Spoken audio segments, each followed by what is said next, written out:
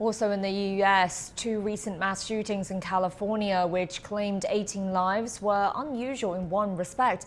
They were both allegedly committed by elderly gunmen, ages 66 and 72. But as CGTN's Hendrik Sybrandy reports, the reality is that an estimated one-third of Americans over 65 currently own guns, many of them for self-defense. Nothing about a gun, whether it's an MMA. To hear some sporting range owners tell it, more and more Americans are buying and learning how to use guns today.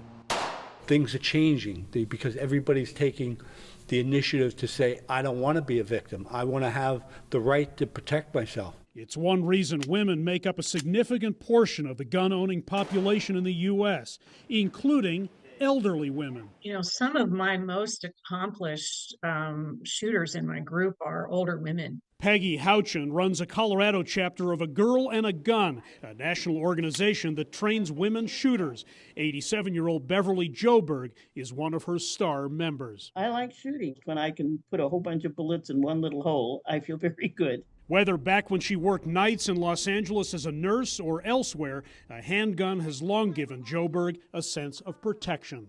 I used to go camping quite often and on my own, so I just felt a little more secure being able to defend myself if I needed to. This artist carries a gun while painting outdoors, a common theme in this group. A lot of them are widowed and they live alone, and you know, they're afraid. Their passion for guns goes well beyond their self-defense. It's a social outlet. The group meets once a month.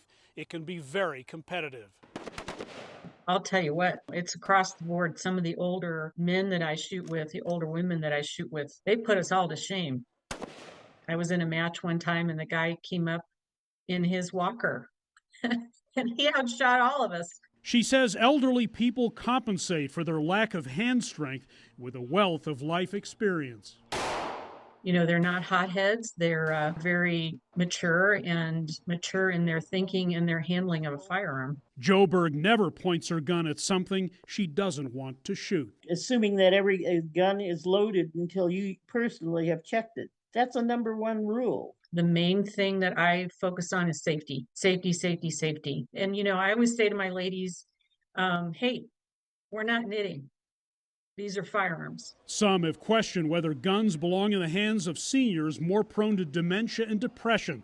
The suicide rate for men in the U.S. is highest in those 65 and older, with firearms the most common method. Some argue it should be a family decision.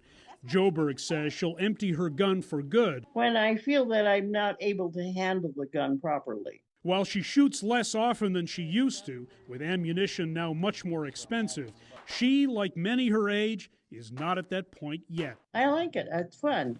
Hendrik Sybrandy, CGTN, Denver.